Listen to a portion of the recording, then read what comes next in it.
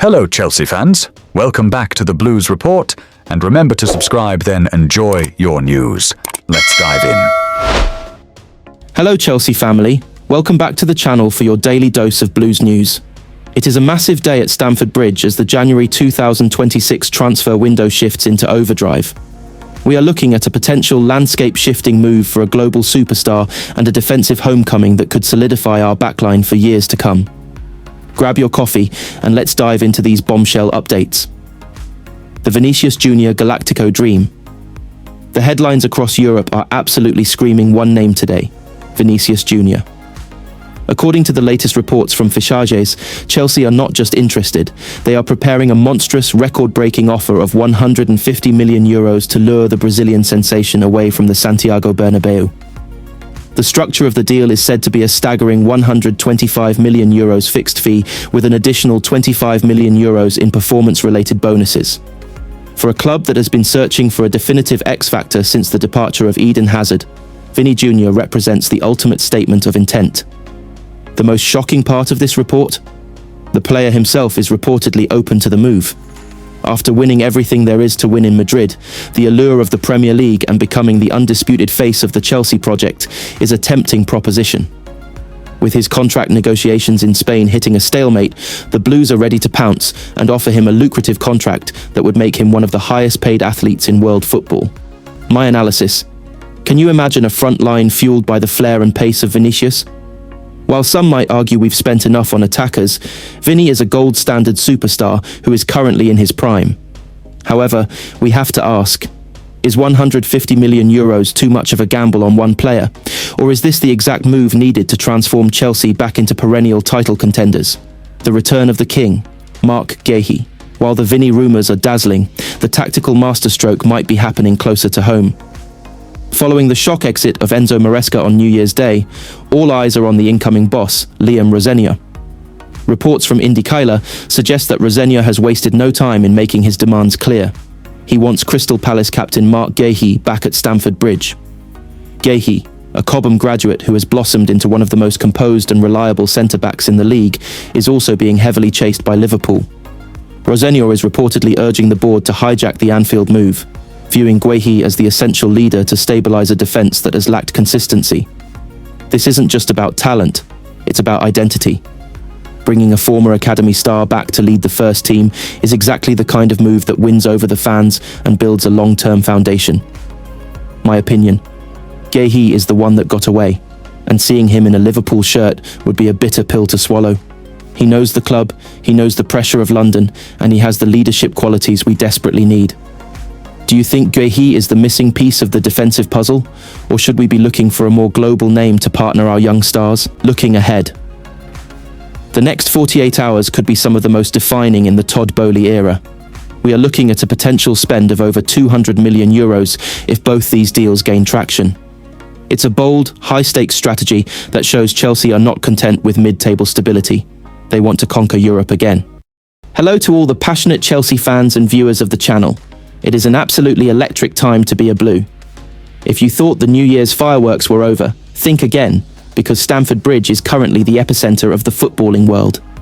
We are witnessing a whirlwind of drama that only Chelsea can provide, from tactical masterclasses on the pitch to high-stakes power moves in the boardroom.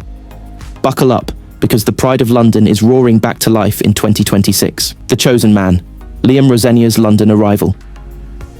The rumours are reaching a fever pitch, and the breaking news we've all been waiting for is finally here. According to top-tier sources, Chelsea's chosen man to lead this new era is officially in London. Liam Rosenior, the tactical mastermind who has been working wonders within the Blueco circle at Strasbourg, has reportedly touched down and is set to be announced tomorrow as the successor to Enzo Maresca. This move feels like a bold, strategic pivot by the hierarchy. By bringing in a coach who already understands the multi-club philosophy and has shown a penchant for progressive, fearless football, Chelsea is signalling a desire for stability and a unified vision. Rosenior has a reputation for being a player's manager with a sophisticated tactical brain. But the question remains, is he ready for the relentless pressure cooker of Stamford Bridge? Can he take this incredibly talented, expensive squad and mould them into a cohesive unit that fights for silverware year in and year out? My opinion? It's a gamble. but it's a calculated one that could finally bring to limbs, heartbreak, and stoppage time magic now. I think that's what you call limbs, isn't it? There is simply no other word for the sheer, unadulterated explosion of joy in that away end. When Enzo Fernandez poked that ball home from close range in the 94th minute, the travelling Chelsea fans went absolutely wild, and rightly so. Let's be honest, the Chelsea faithful haven't had much to shout about lately, enduring a turbulent week that saw the shock departure of Enzo Maresca on New Year's Day.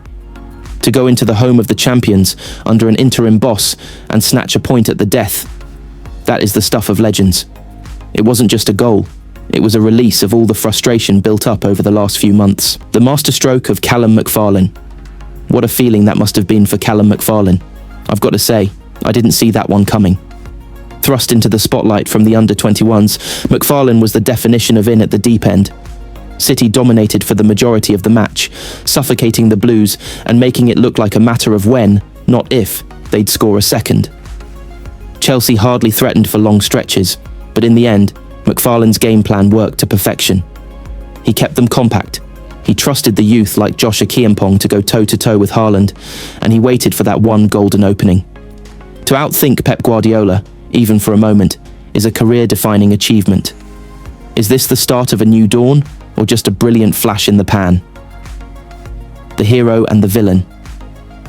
From the jaws of defeat, Chelsea have earned themselves a draw that feels like a win. Enzo Fernandez, who played the pantomime villain at times tonight, getting under the skin of the City midfield and picking up a yellow for his exuberant celebration, is the undisputed hero for Chelsea. He was scrappy, he was resilient, and he was in the right place at the right time. On the flip side, the City players look in utter disbelief. They had 70% possession, they hit the post, and they dominated every metric except the one that matters. These City players are in for one hell of a telling off after the final whistle by the looks of it. Pep Guardiola is seething, and understandably so. City should be leaving with all 3 points, but they let the door ajar, and Chelsea kicked it down. My analysis and opinion, in my view, this result says more about Chelsea's spirit than their tactics. While McFarlane's switch to a back three in the second half stabilised the defence, it was the sheer grit of players like Reece James and Enzo that kept them in it. City became passive, perhaps arrogant, thinking the 1-0 lead from Reinders was enough. But in the Premier League, if you don't kill the game kills you. This draw doesn't just give Chelsea a point, it gives them an identity back. What do you think, Blues fans? Was Enzo Fernandez your man of the match, or did a youngster like Chiampong steal the show for you? Do you think Callum McFarlane deserves a serious look for the permanent job, or should we stick to the plan of bringing in a big-name replacement? And for the City fans watching, where did it all go wrong? Was Pep too slow with the substitutions, or did the injuries to Gvardiol and Dias ruin the rhythm? Let me know your thoughts in the comments below. If you enjoyed this update, don't forget to hit that like button and subscribe for more. Chelsea family tuning in from across the globe, welcome back to the channel, where the blue flag is flying high, even through the wildest of storms.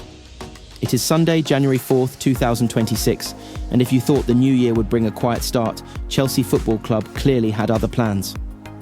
We are heading into the Lions' Den today, the Etihad Stadium, to face Manchester City, but the narrative surrounding this match has shifted from a tactical chess match to a full-blown survival of the fittest. The news that sent shockwaves through West London on New Year's Day is still sinking in. Enzo Maresca has been sacked. After a turbulent festive period and reports of a breakdown in relations with the board, the Maresca project is officially over. Into the vacuum steps under-21 boss Callum McFarlane, who takes the reins as caretaker. Can he steady a ship that feels like it's taking on water?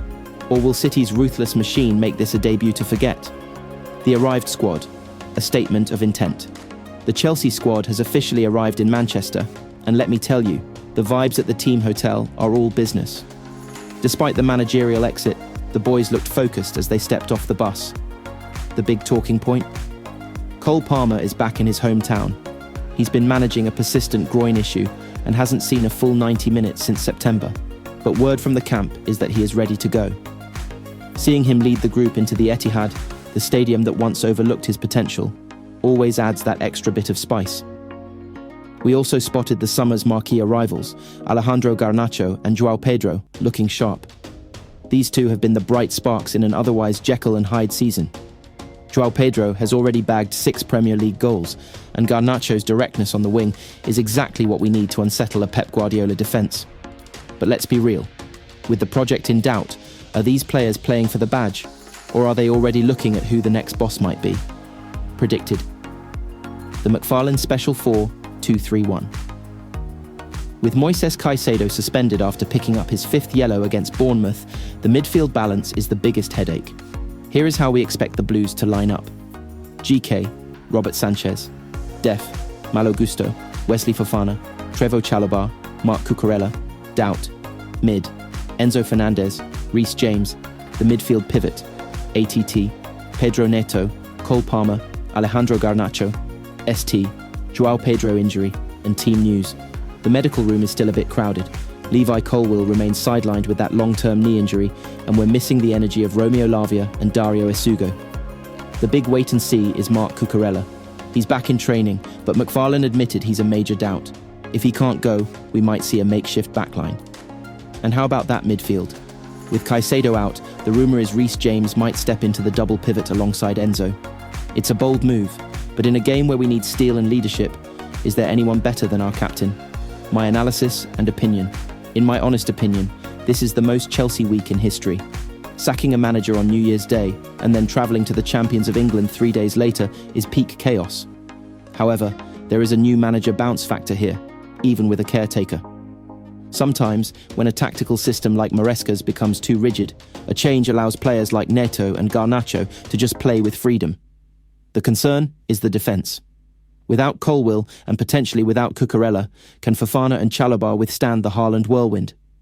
We've dropped 15 points from winning positions this season, 13 of those at home, which suggests a mental fragility that a new manager can't fix overnight. If we try to outpossess City, we will get carved open. If we play on the counter with the pace of Garnacho and the vision of Palmer, we actually have a puncher's chance. What do you think, Chelsea fans? Is Enzo Maresca's sacking the right move to save our season, or have the owners pulled the trigger too early once again? Also, how do you feel about Reece James potentially starting in midfield today? Drop your score predictions and your thoughts on the 11 in the comments below. It is a chaotic morning at Stamford Bridge, isn't it? The new year has barely begun, and the Blues have already set the football world alight with a series of bombshell developments that have left the fans in the shed end absolutely buzzing. Here is the full breakdown of the absolute madness unfolding in West London today, January 3rd, 2026. The end of the Maresca era. Who takes the reins? The biggest shockwave of all is the official confirmation that Enzo Maresca has left the building. After 18 months in the hot seat, a tenure that saw him lift the Conference League trophy and the Club World Cup, the Italian has parted ways with the club.